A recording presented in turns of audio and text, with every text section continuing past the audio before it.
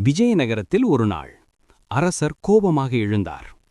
நம்ம நாட்டிலேயே புத்திசாலிகள் குறைந்து போயிட்டாங்க. அனைத்து அமைச்சர்களும் அதிர்ச்சியடைந்தார்கள். அரசர் தொடர்ந்தார்.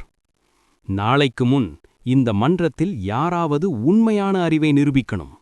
அல்லாட்டி இந்த மன்றம் தேவையில்லை. அனைவரும் பதட்டம். ஆனா ஒரே ஒரு மனிதன் மட்டும் சிரித்தான். தெனாலிராமன். அடுத்த நாள் மன்றம் முழுக்க ஒரு சோதனை ஆரம்பமானது. அரசர் ஒரு பெரிய பெட்டி வைத்தார். இந்த பெட்டிக்குள்ள என்ன இருக்கு தெரியாம அதை கண்டுபிடிக்கணும். கேள்வி கேட்கலாம், ஆனா நான் ஆம் அல்லது இல்லை மட்டும்தான் சொல்வேன்.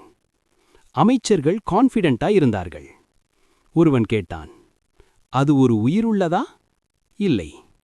மற்றொருவன், அது பொன்னா? இல்லை. இப்படி கேள்விகள்.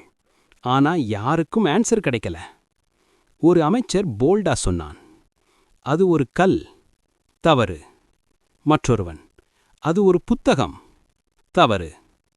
அரசர் சிரித்தார். நீங்க எல்லாரும் கெஸ் பண்ணுறீங்க, யாரும் யோசிக்கல. மன்றம் முழுக்க சைலன்ஸ்.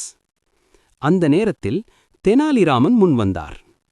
அரசே, நான் ஆன்சர் சொல்லல, ஆனா ஒரு டெமான்ஸ்ட்ரேஷன் பண்ணலாமா? அரசர் ஆர்வமடைந்தார். சொல். தெனாலி ஒரு சிறிய குழந்தையை அழைத்தார். அவன் கையில் ஒரு காலி குடம் கொடுத்தார். இதுல என்ன இருக்கு என்று கேட்டார். குழந்தை சொன்னான், ஒண்ணும் இல்லை. தெனாலி சிரித்தார். அரசே, இதுதான் ஆன்சர். அனைவரும் குழப்பம். எப்படி? தெனாலி விளக்கினார். அந்த பெட்டிக்குள்ள எதுவும் இல்லை. ஆனா எல்லாரும் காம்ப்ளிகேட்டடா யோசிச்சிங்க. சிம்பிள் ஆன்சர் யாருக்கும் தோணல. அரசர் அதிர்ச்சி.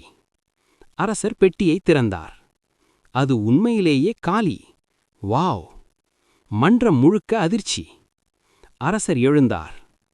இதுதான் உண்மையான அறிவு. சிக்கலான பதிலல்ல, சரியான சிந்தனை.